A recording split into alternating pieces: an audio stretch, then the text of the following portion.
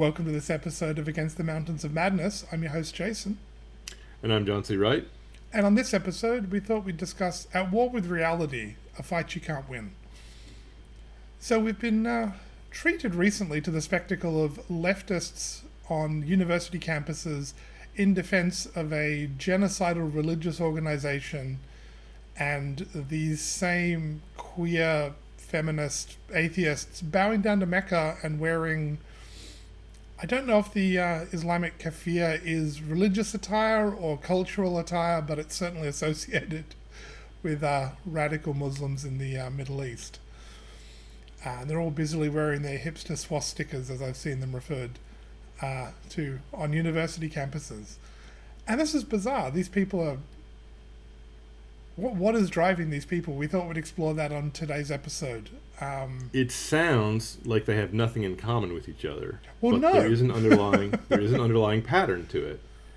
Because the sight of LGBTQ activist, feminist, anti-patriarchy, pro-anarchy hipsters bowing down to Mecca and praying to the God of Muhammad, in favor of wiping out the Jews, in favor of a genocide against the Jews, seems at first to be as bizarre a hypocrisy, a bizarre contradiction as you can imagine.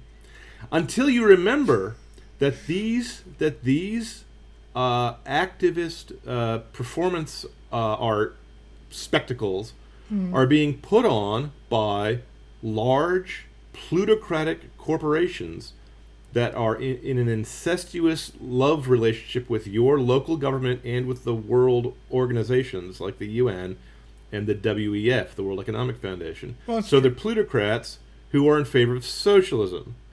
They're also anarchists who are in favor of totalitarianism. And they're also, as we said, atheists in favor of Mohammedanism. Apparently. Okay? So they seem to be as astonishing a group of self-contradictory hypocrites as it's possible to imagine. But, like I said, there is an underlying pattern to it, underlying reality to what's going on. And that's why we've titled this episode The War Against Reality, because what you're seeing is the outcome of political correctness gone mad. The ancient heresy of Gnosticism cropping up in the modern day, and the logical outgrowth of Marxism applied to social problems, socialist or cultural Marxism. That's what we're seeing. We're seeing the woke as they wake up. But what are the woke waking up from?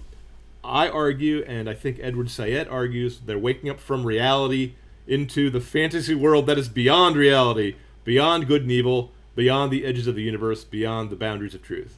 They're waking up from sanity into the divine freedom of madness. That's what it looks like to me, and we can drill down on that step by step if you like.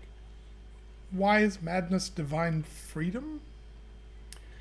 Well, here's what I think is going on.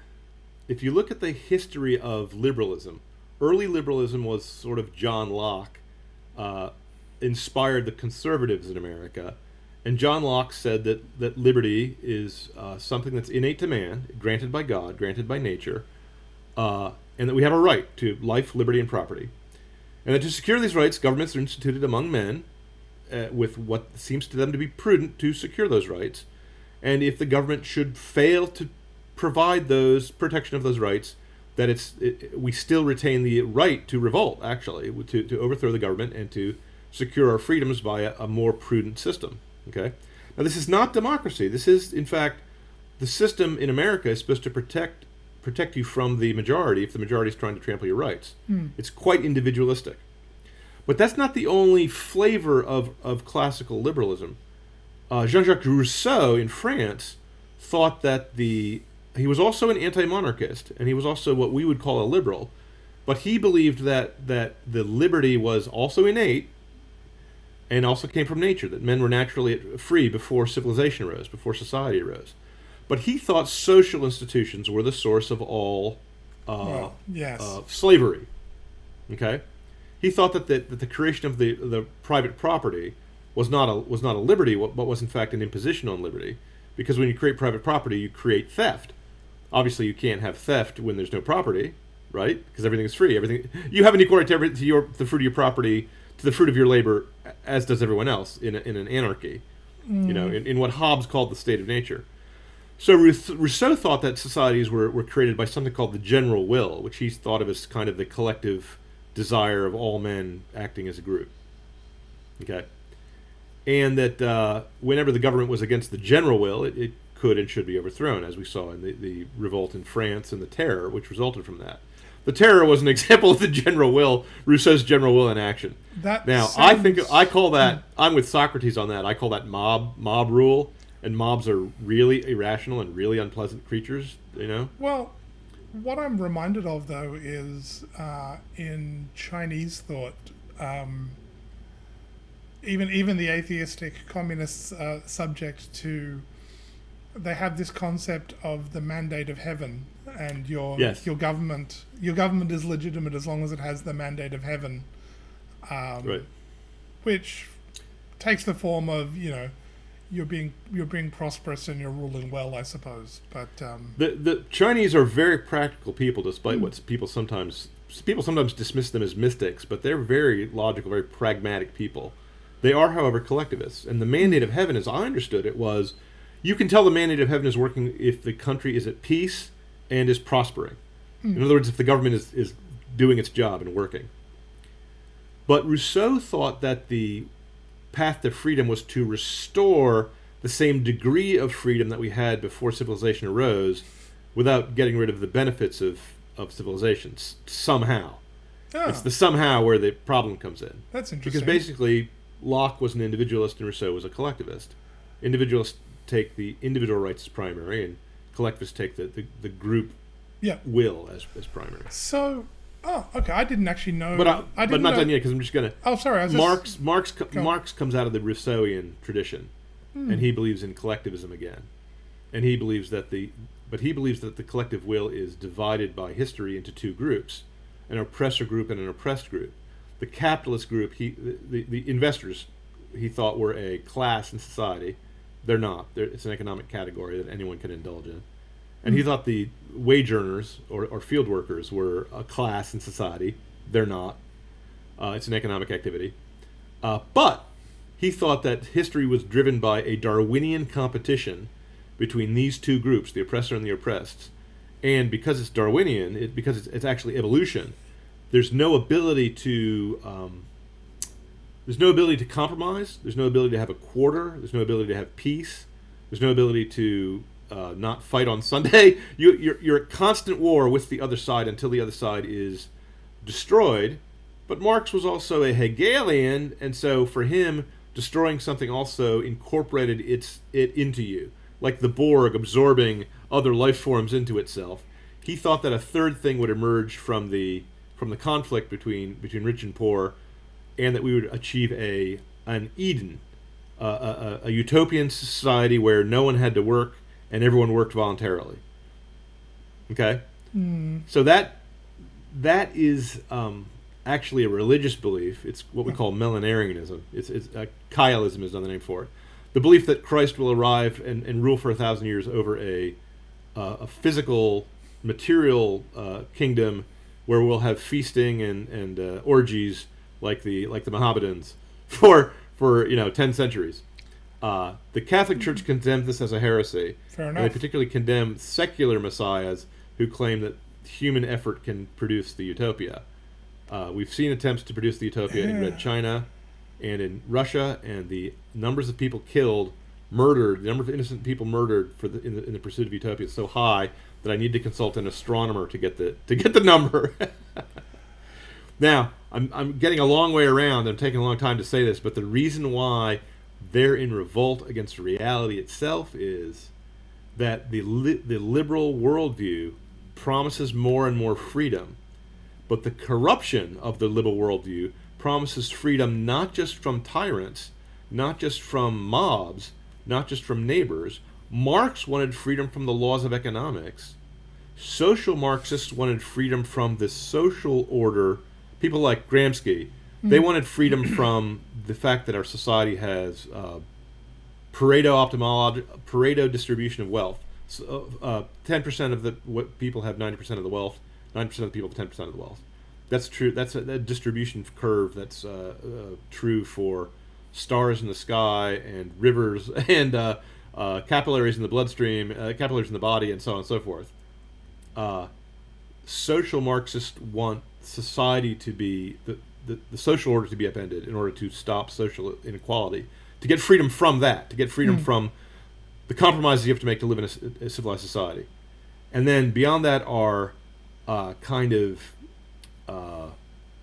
sexual activists, gender theory activists, who want freedom from not just the sexual roles in society and the sexual expectations, but also from biological boundaries on your individual desires.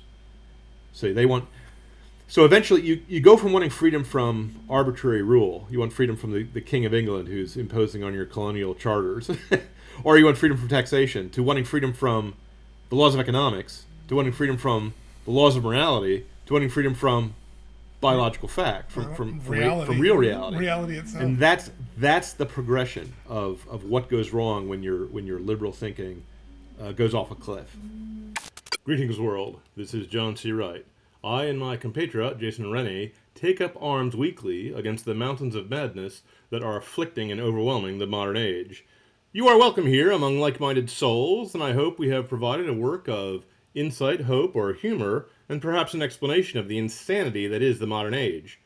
For more content and conversation on these and other fascinating topics of philosophy, science fiction, and current events, please visit our Substack at atmom.substack.com.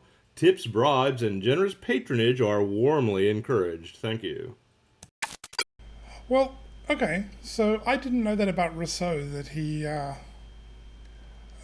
was he thought that getting back to the state, well, it was get as free as possible without losing the benefits of civilization.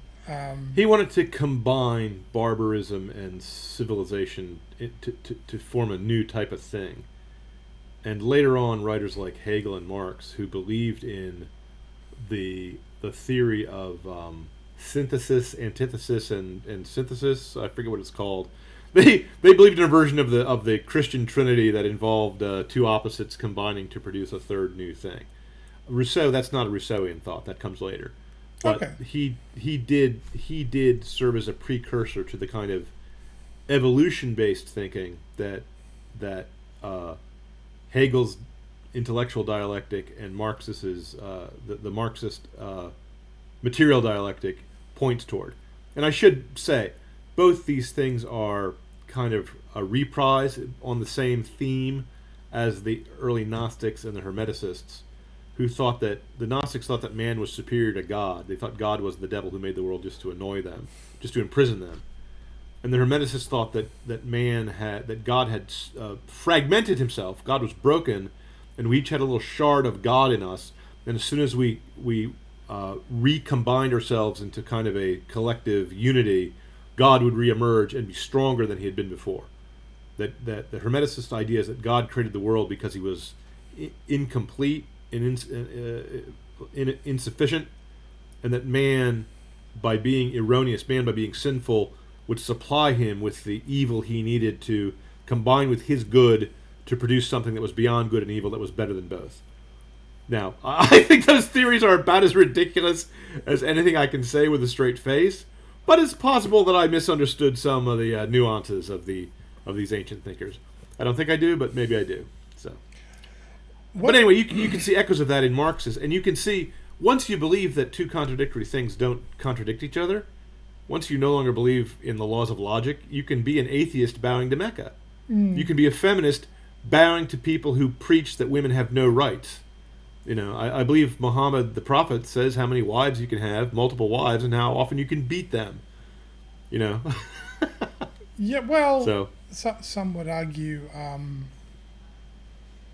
a rule about how often you can beat your wife is a limiting principle. So, sure, I carry no candle for the pre-Muslim pagans who lived in the Arabian Peninsula. They were rather savage people. And maybe, here's the thing, I consider Muhammad to be a Christian heretic. I realize Yeah. it's going to offend my Islamic friends, but I consider them to be a break-off, a copy. I would even say a satanic mimicry of the Christian religion. Well, And even in a distorted form, though, even in a heresy always has to contain a half truth.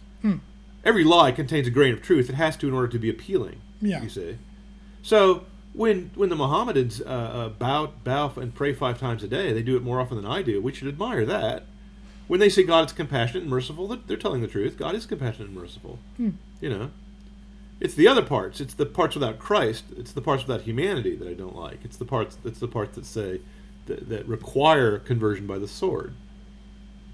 They are, in fact, the very patriarchy the feminists claim that we are, which we aren't. That they claim to be rebelling against, which they're not. They're bowing to it. At least on the college campuses.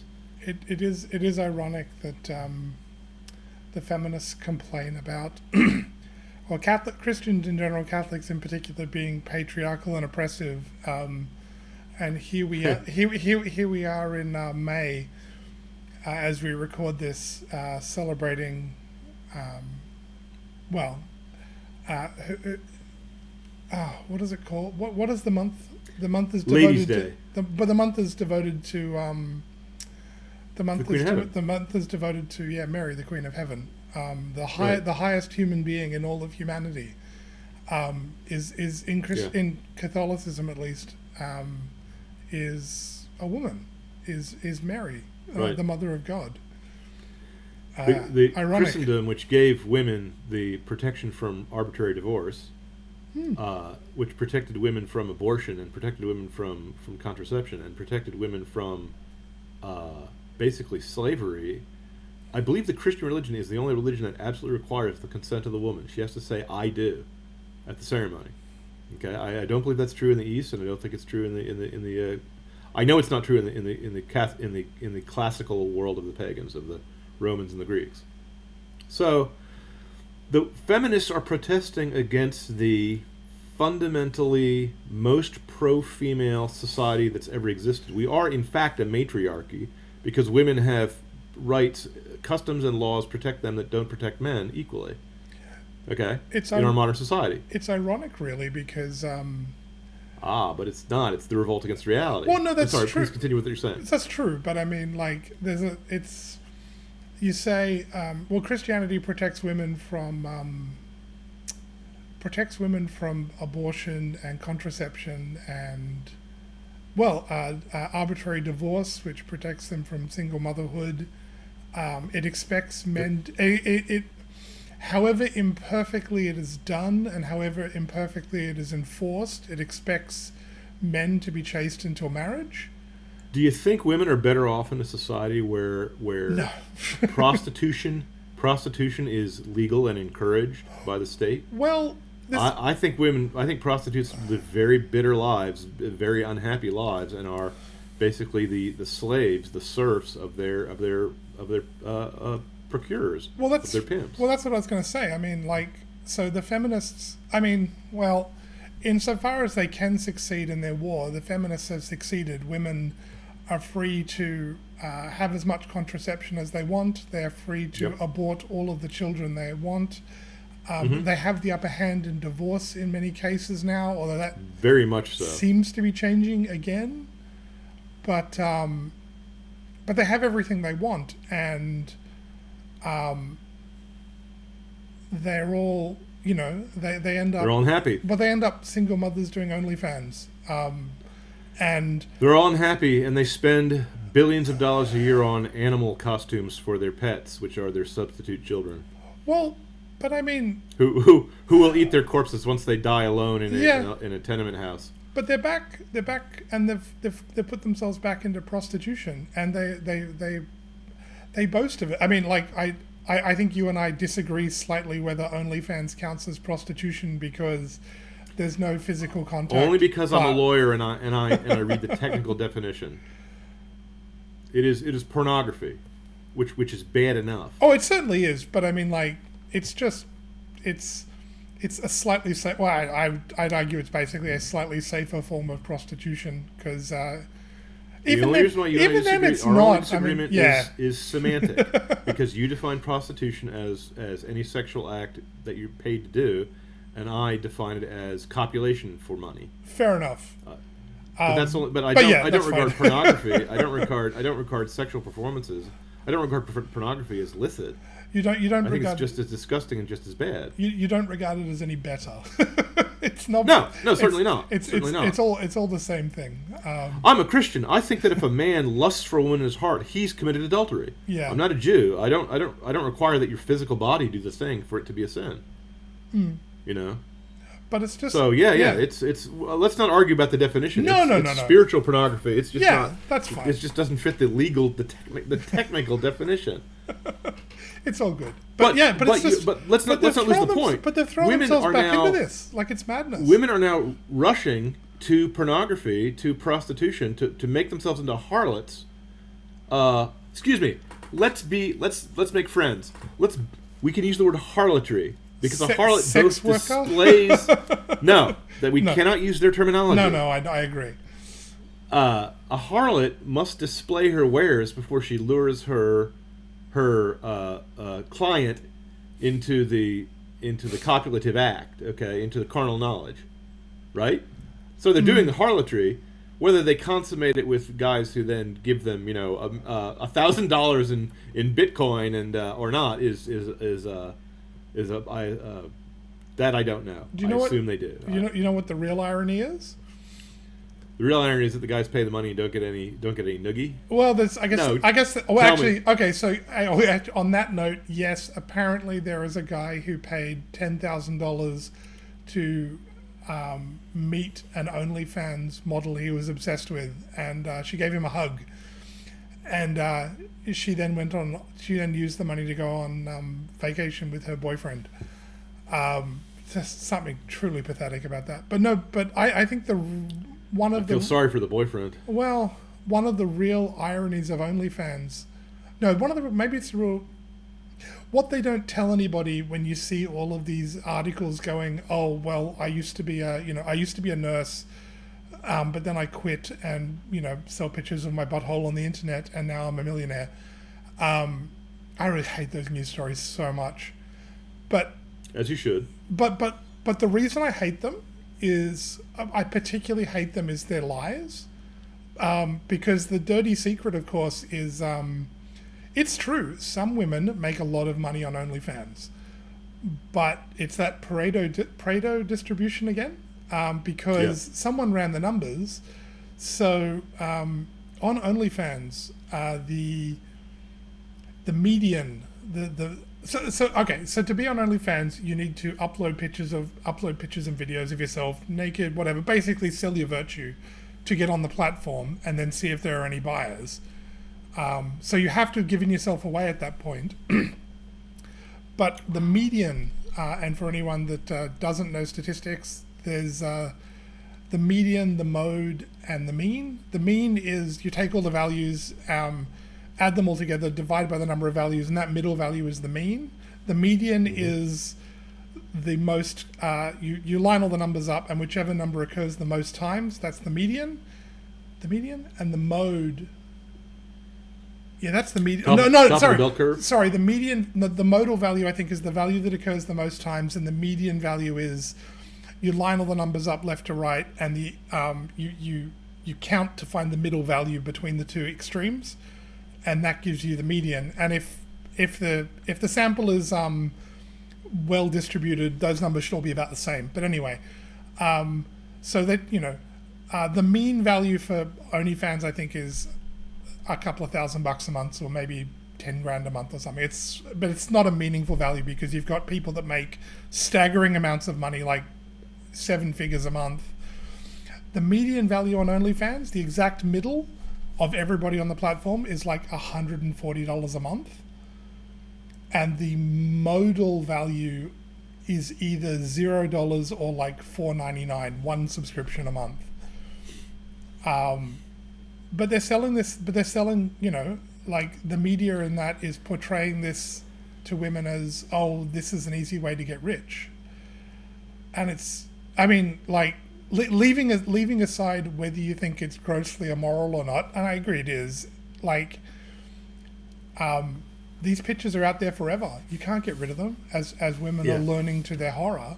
But not only can you not get rid of them, you've freely given these away. You can't get rid of them, and you don't even get rewarded for it. I mean, it's like it's a perfectly satanic bargain for most women. And you've sold your pearl of value, your pearl of great price for a pot of. But you don't even get paid for it. Pottage. I mean, you don't even get paid for it. And you don't even get a bowl of lentil soup. You don't even get the bowl of lentil soup. I mean, like that's. Yeah. It's just the perfect devil's bargain. Let's emphasize that. Yeah. The perfect devil's bargain is not when you sell your soul and get a pot of gold. Okay, it's when you sell your soul and you get nothing. Okay, and that's what these women are doing. Unless you're in the top 1%, you're not going to get the top 90% of the money. Okay. And to be in that top 1%, ironically, because it's peddled as easy money, it's to be in that top 1%, you have to work extremely hard. And do extremely depraved things. Also, many women are very attractive.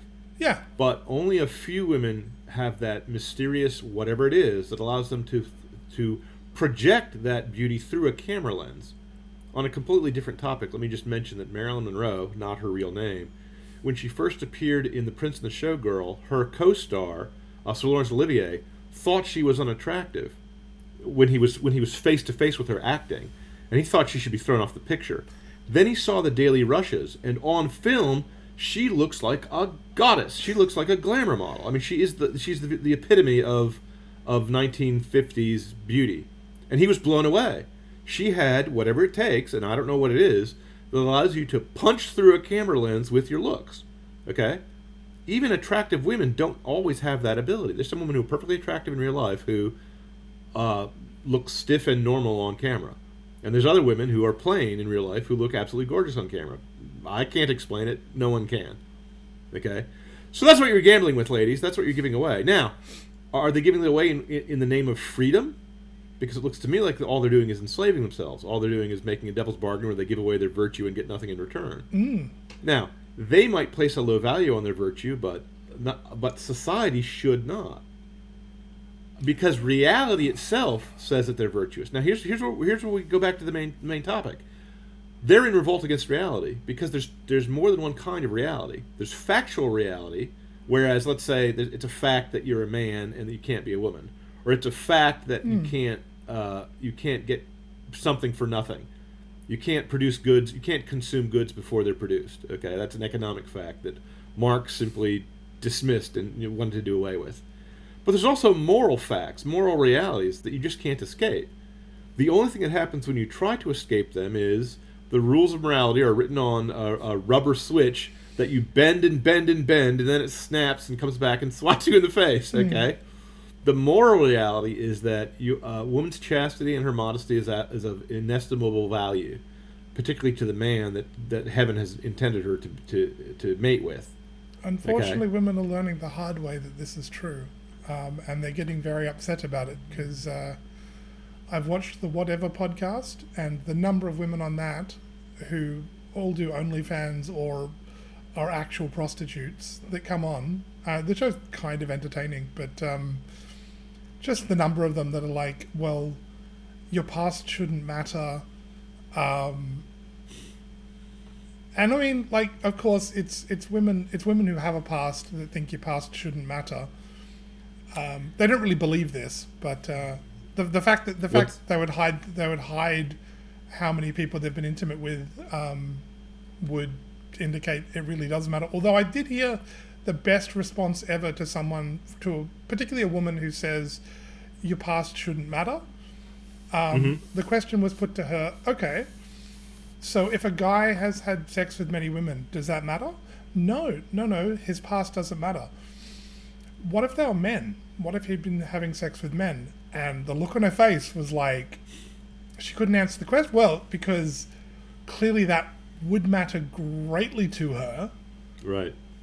But she also was smart enough to recognize the trap, which was, well, that's clearly it does matter. Yeah. Well, I mean, she didn't try. She just went quiet because, like she's clearly Right, real. because she recognized Because it. she recognized, well, She recognized reality. yeah, he's got me there. I can't. I haven't got an answer for that. How can I answer Right. that? It clearly does matter. So Well, such people are not beyond hope. Yeah. It's only when their intellectual theory says reality doesn't matter, but in their hearts they know reality does matter, there's still some hope for them.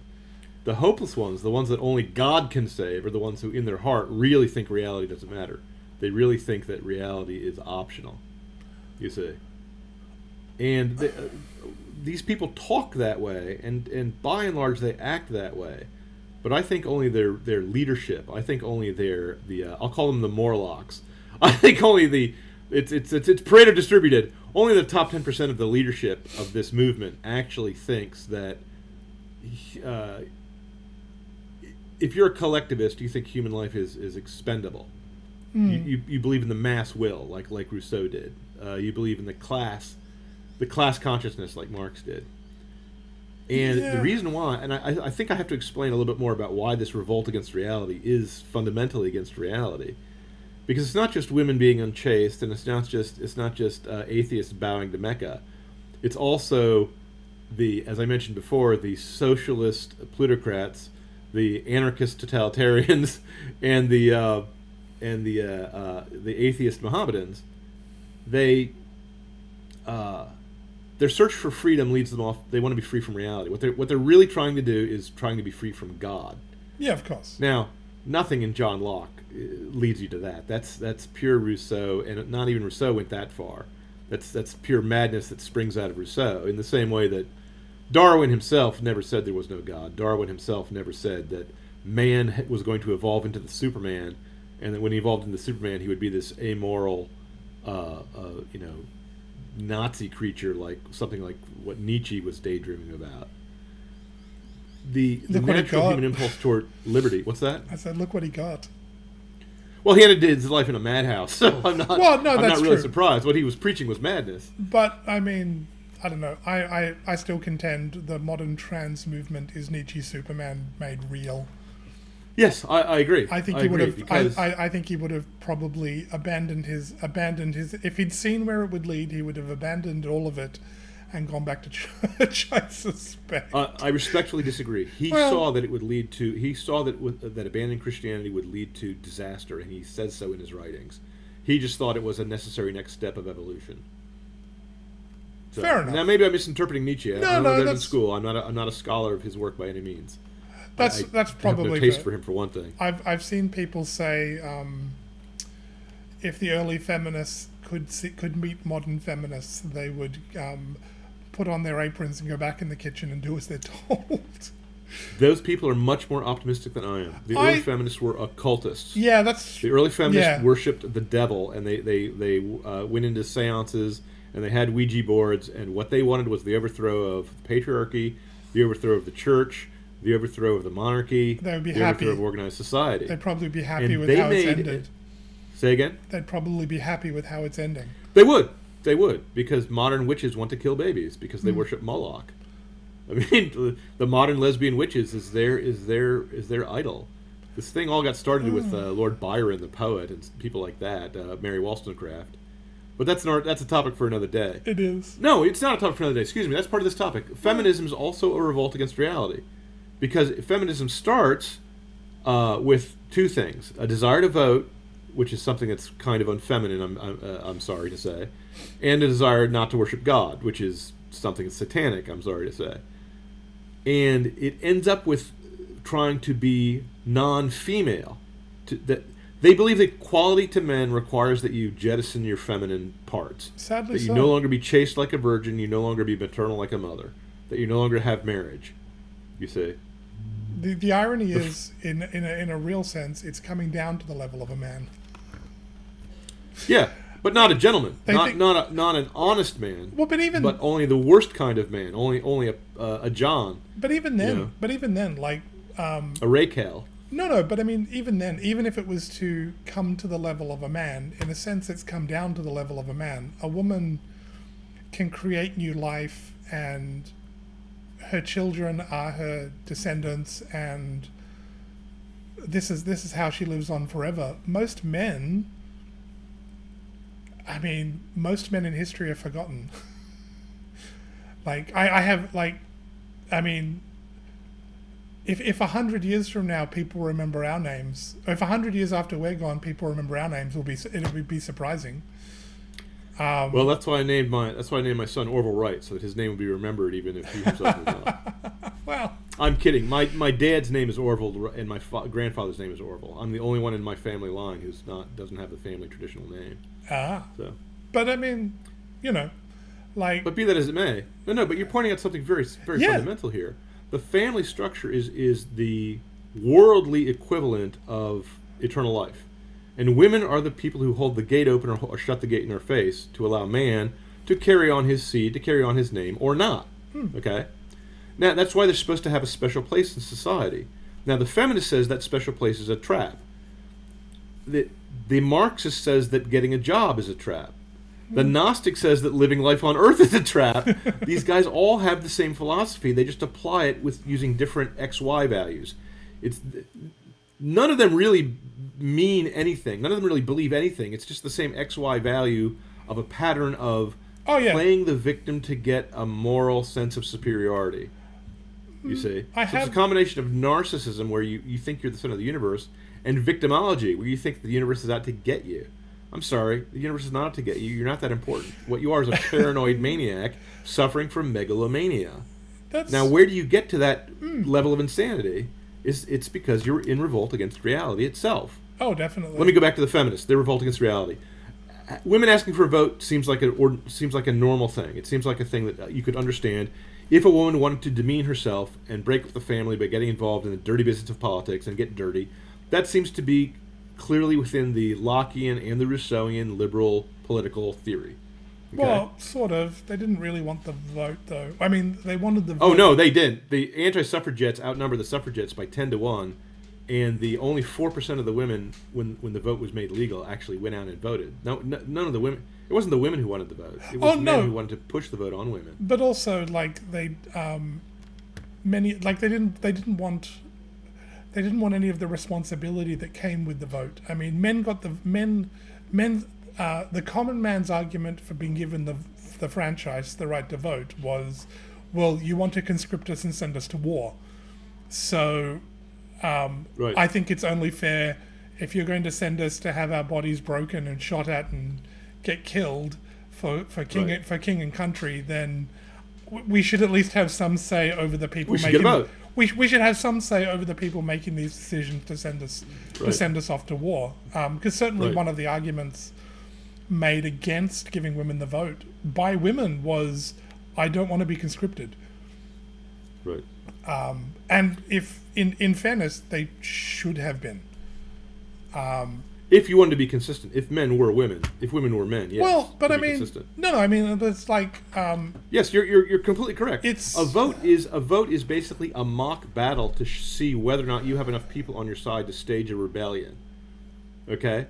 Yeah. It's a way of settling the matter before it comes to blows by seeing how much support you actually have. Yeah, that's true. And if you don't have enough support to have a rebellion, then you agree to go along with the will of the majority. That's what it really is. That's true. So anyone who's not armed, that's a really good way to frame it. That's a really good way. Anyone who's not armed, anyone who's not willing to fight, or anyone who's not willing to support the fight, shouldn't have a vote. That's true. So voting is the way of having a revolution peacefully. Right. It's a way to change power without having to assassinate the king. It's an orderly way. It's an orderly means of. Well, I mean, it is. It's an orderly means of. To transfer power. The orderly transfer of power. We Americans are really proud of our ability to transfer power in an orderly fashion from one opposing party to the other, and we should be, because usually it doesn't work out. It's historically well. I mean, it's been working for the last few centuries, so we think of it as normal.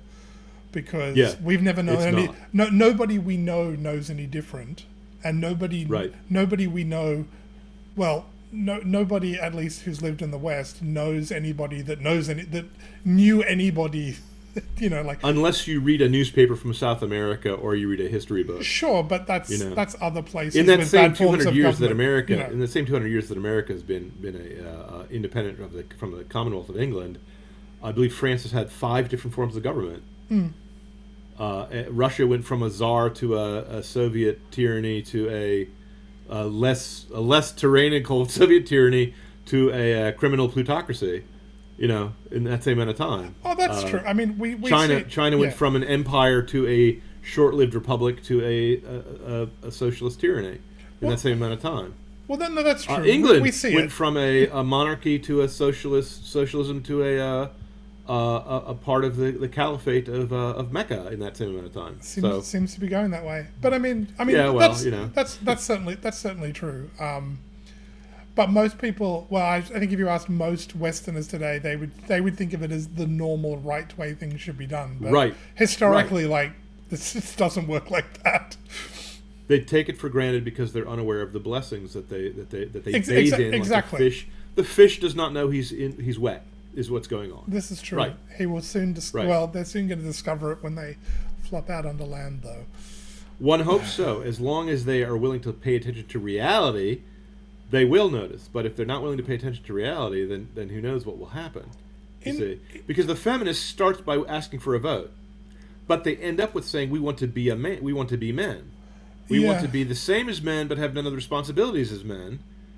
But and then they're divided as to whether or not men should walk into the bathroom with them and whip out their male members and say, "Oh no, this is a female penis." The fact that you can say female penis in the same sentence when you're talking about the anarchist totalitarians, the socialist plutocrats, and the atheist Mohammedans, it's all should give you a clue as to what's going on in their psychology. Here's what's going on in the psychology. Let me just the bottom line: the Marxists in economics, the woke in social matters, the feminists in sexual matters, and the atheists in theological matters are all doing the same thing. They're saying reality is a matter of opinion. The only thing we know is that man knows nothing. That's where they start epistemologically. That's where they start with their theory of knowledge. Then they say morality is therefore only a matter of opinion. It's only a matter of the strong overcoming the weak. So there's no moral system in their theories. And yet they're the most highly moralistic people you've ever seen. They're the people who condemn people with absolute religious fervor. They're like hellfire and damnation preachers when it comes to practically any topic. Whether or not there should be women in Warhammer 40K, they become flaming moralists when they don't believe morality is objective. They give the they give the worst parody of the Spanish Inquisition a run for its money. Yes, correct. So the morality is basically an abomination. Well, Edward Said in his book The Kindergarten of Eden points out how they do that. They've all been taught, and they believe that that to discriminate is wrong.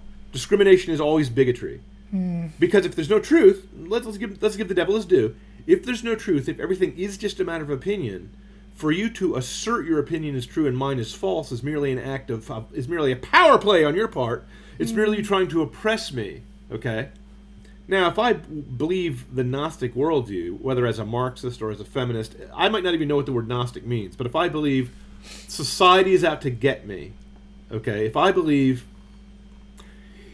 a collectivist, if I think that that the dividing line between criminal, law-abiding, and scofflaw, between criminal behavior and successful behavior, between rich and poor, the dividing line between good behavior and bad behavior is arbitrary, I have to believe that dividing line is arbitrary if I believe truth is arbitrary, if I believe everything's a matter of opinion, if I believe morality is arbitrary, or worse, morality is you trying to trick me into abiding by a certain set of rules that benefit you but not me. Okay? The rules of chastity, to say the feminists, are merely to disadvantage women and to exploit them by making them happy wives and mothers with babies.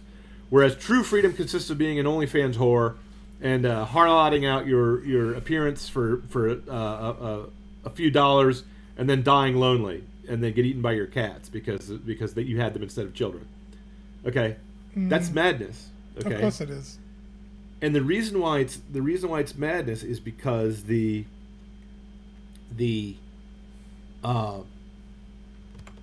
morality is the collectivist thinks that society trains you the way a man trains a dog. The collectivist thinks men are animals. They're cogs in the machine. Yep. Okay? Now, in law, if your dog bites another man, we don't punish the dog, we punish the owner, because we think that owner controls and trains the dog. So if you point to a leftist and say, that man just robbed from me, that man just stole from me, that man just raped my daughter, he'll say, that man had a poor education because you didn't provide him a school. That man went to jail because your police efforts were too harsh on him. That man failed the morality test because you set up the test rules to benefit your class, your race, and your sex. They do argue like that, don't they? They do argue like that because they don't believe in cause and effect. They don't believe truth is objective. They don't believe in God. If you don't believe in God, there's nothing above us but other men. There's nothing above us but society. If you don't believe in God, society becomes your God. The social rules become the Ten Commandments. But society can change. Society can evolve. Society can also devolve, but the leftists never take that into consideration. The Gnostics never take that into consideration. If society is your God, but you can change society by means of your revolts and your rebellions and your riots and your arsons, then rioting, revolt, and arson become your God. They become the means by which you commit sacrifices to change the will of the gods, to change the way men act. Okay? You change human nature itself by changing the way humans are trained and educated. That's why leftists are always big fans of education. One of the most amusing and stupid comic books I ever read once was when Riri Williams, the female Iron Man, went over to Latveria, a Eastern European dictatorship run by Dr. Doom, super scientist, which has the most scientific training of any country in Eastern Europe. And she said, she conquered the country and made herself the dictatrix for an hour. And as dictator, she set up schools because she thought schools would educate people. And then she went back home. And then Dr. Doom, or Dr. Doom's sister, I forget which, came back into power. And I thought that this was the stupidest thing I ever said, because why are you fetishizing schools? Schools are, at best, they're trade schools. At best, they'll teach you a trade. At best, they'll teach you the liberal arts. And at worst, they're just mechanisms of social control meant to indoctrinate you into whatever the state wants you to be indoctrinated in. Well, lo and behold, the way our modern college system works is it is just an indoctrination system. It's just a seminary to learn the religion of wokeness. Because if reality is not real and everything's just a matter of opinion, then schools are not teaching truth. Schools are teaching opinion. Schools are teaching dogma. Schools are teaching your religion as opposed to my religion. Okay? And if reality is not real, there's no truth. If there's no truth, there's no morality. If there's no morality, there's just a power play. Yep. You don't want to have a law against robbery, because that's just a power play. You don't want to have a law against chastity, because that's just a power play. You don't think that men should be honest and true and brave and patriotic. That's just a power play. You see where I'm going with this? Oh yeah. So everything is just the what we're seeing now is just the outgrowth of their theory. Their theory of knowledge is that there's no knowledge, and so the only way to avoid being a bigot. Let me say this again. Their theory of knowledge is that there's no knowledge. So their theory of morality is that everything is bigotry. Yeah. Everything is just your uneducated opinion versus my educated opinion. Well, if morality is just bigotry, there's no real morality. There's just a power play. Okay? That means that if a man sins, that's because he's been educated improperly. Society has failed him. It's not that he failed society. It's that society has failed him. So if that poor man robs you and rapes your daughter, then you have failed because you didn't educate him correctly. It's your fault? That's their theory. It's your fault. It's always the victim's fault. So whatever is good, whatever is proper, whatever is a winner, whatever is successful, the rich, the highly placed. Now this applies not only to money but also to imponderables like honor and fame. Okay? The reason why sodomites are supposed to be given the honor of marriage is not because they can commit the marital act. They cannot, not with each other. But they want the honors without doing the thing that grants the honor. They want the wealth without doing the thing that creates the wealth. You see? Yeah. They want the prisoner not to go. They want the criminal not to go to prison because they don't think that the effect is tied into the cause. They think the effect. They think about society as their God, the way the Mohammedan thinks about Allah. Everything is just a matter of his will. If society, the only reason why criminals go to jail is because society wills it. Well, if society willed the criminal should be happy, then that would happen too. if you don't believe in reality, you don't see any limits on power. You think that society can do anything. You think society can abrogate the laws of cause and effect. You think society can produce goods without manufacturing them. You think society can make women into men and men into women just by all us agreeing that it's so. Because in a society, if we all agree to use words incorrectly, if we all agree to political correctness, if we all agree to lie in unison, then that lie becomes truth according to them. According to me, it does not. It's just a lie with more people saying it. Yeah. And, God Almighty will smite you because you've offended his son, who is the truth. But that's me. They think my opinion is just a matter of opinion. Now, they both say that all opinions are equal, but that their opinion matters and mine doesn't because I'm a Christian. Yeah, because well, Christian is bigotry. Because I believe it's the truth. And, of course, all claims of truth are bigotry by their logic. So, but not just their to own. recap really quickly. But not their own. All knowledge is bigotry. All morality is oppression. Therefore, nothing. Therefore, nothing and anything. That's why they're insane. That's why they want to be totalitarian anarchists, because they think they can live in a utopia without laws like angels do. All they have to do is have society change people so that laws are not needed. That's what Marx's Soviet man was all about. That's what Nietzsche's Superman was all about. We were going to move beyond good and evil, according to Nietzsche, and to enter a phase where only the will of the stronger mattered, and we wouldn't be bothered with bourgeoisie morality. How's that working out for them? Well, they hate the bourgeoisie. They hate the burghers. They hate the tradesmen. They hate the people who live decent lives with a degree of self-control and prosper. They hate prosperity because it proves their system is false. Well, They can never say you earned that. Never. everybody. Their line is you didn't build that. If there's a public road in front of your house, you didn't build that. If there's a business that you built up from nothing with the sweat of your brow, you didn't build that. That's their whole theory. I've seen them say Society built it through you. They say it. They say it openly. Oh, they say all these things openly. If you read the early feminists, they talk about destroying the notion of man, not just changing the role that men play in society. If you read Marx, he talks about the violent overthrow of society. If you read Hegel, you'll just get confused because he talks in German gobbledygook. But if you read Gramsci, if you read the UN papers, if you read what modern feminists say they're trying to encourage homosexuality, encourage pederasty, encourage transsexualism in order to break down society. Because society they see is they don't believe in the theory of original sin. Like Rousseau, they think all evils come from society. So the way to get back to Eden is to destroy society, and Eden will spontaneously erupt of its own accord, come into being out of nothing for no reason, because if you don't believe in truth, if you don't believe in reality, you don't believe in cause and effect either. So these guys are always at war with reality, and that's why they have political correctness. Political correctness means I don't speak the truth, I speak whatever helps the revolt, whatever helps the rebellion. The rebellion seems to be against society, it is. It seems to be against God, it is. But it's also against reality, including moral reality. They're rebelling against themselves. They're rebelling against everything. So the question, I suppose, to bring things together at the end, they're at war with reality.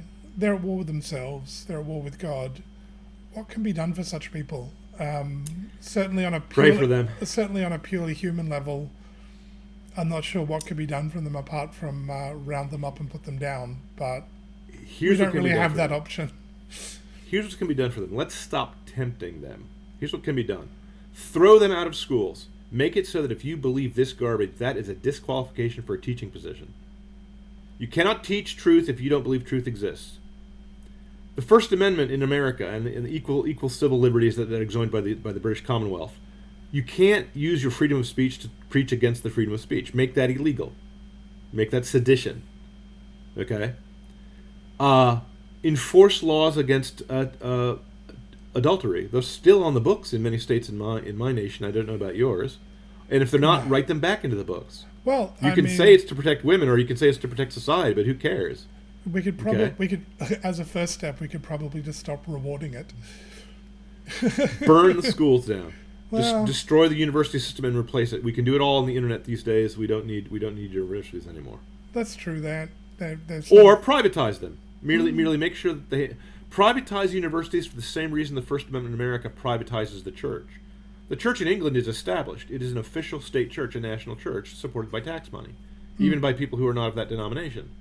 Okay, let's disestablish these guys at their church, and disestablish the press from them.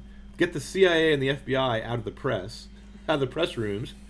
That could be done with a law. That could be done with a internal investigation, an inquisition, if you will. They don't follow the law, though. They don't follow the laws they're supposed to follow now. They don't, but that doesn't mean we can. Look, they have all the institutions of society, but we still have the majority. No, I mean, like, they don't follow the laws now. Many of these people will need to be removed by force and remove them by force and forcibly kept away from such institutions in future. Certainly. So, that's a good first step. I suppose the difficult. What it requires is a return of social confidence. We in Christendom have to be unashamed of being Christian. We have to get over World War I, whatever the trauma was that made us think that religion failed us. We have to get over World War II and stop believing that the socialist Nazis and the socialist Soviets had any moral authority over us. These guys were criminals of the most despicable type imaginable. Why should anyone pay them any attention? We need to make it so that we think it is okay to blacklist someone and kick them out of the entertainment industry if they are a propagandist for someone trying to destroy our society. Okay? Now, such laws are going to be used against us by them. Bring it on. We have to have this fight, and we're not going to win by just surrendering. Now, here's the other thing for my Christian brethren. We also have to stand ready to be martyred for this cause. We have to stand ready to shed the blood of the saints in order to revive the tree of liberty, so to speak. Because it's coming down to that. These guys are not willingly going to take their hands off the levers of power. No. They get too much money. It's their whole life. It's their ego. It's their self-esteem. I mean, yeah. The reason why vampires can't look at themselves in the mirror is because the image would be too horrible for them. They don't have anything to reflect because there's no real person there. The same is true for these guys. There's nothing in the mirror. They're in rebellion against reality. They're in rebellion against their own souls. Their own souls condemn them. Their conscience condemns them. Everything they're doing is because they feel guilty. Everything they're doing is an elaborate performance behavior to assuage their feelings that they're worthless, that their lives are worthless, and that they deserve to die. Because they're death worshippers. It's a death cult. I think there's some hope, because on our side is God, who is infinite and all-powerful, and on their side is the devil, who is emptiness, the nothingness. They're not beating us. We're committing suicide. Unfortunately, all we have to do is gird up our loins. Stop doing it. Yeah, gird up your loins. Put on the full armor of God.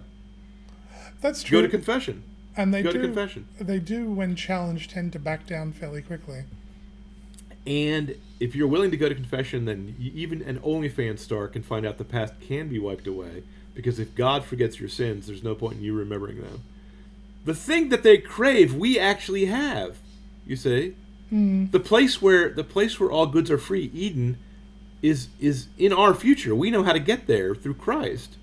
Marx does not know how to get there. You can't build it on earth. Nothing earthly can do that. Okay. The paradise you have where all men are equal and all men live in perfect harmony, like the early apostles. If you're an apostle, you can do that. We've got everything you want, and you're trying to do it by yourself. You're leaving the food. You're leaving the food untouched, and you're gnawing on the chair leg at the feast of God. Okay? And you're starving. They have to bend the knee, though. You have to bend the knee. You have to sacrifice, as if on a crucifix, your own bloated ego. It's not easy, brother, but it can be done. It can be done. But that's... So I think there's hope. I think society is going to hell in a handbasket. But, hey, I've read history books. Society's been going to hell in a handbasket many times in the past. And if the Christians prayed... If the Christians rallied to the cross, it can be turned around. It looks unlikely. It looks impossible. How can 12 Jews from Galilee overthrow the Roman Empire? But by the time of Constantine, they did, and they overthrew it without striking a blow. You know. So. Well, on that note, thank you everyone for joining us. Hope you enjoyed that. Like, share, and subscribe, and we'll talk to you next time. Let me add one last thing. Sure. Reality is going to win.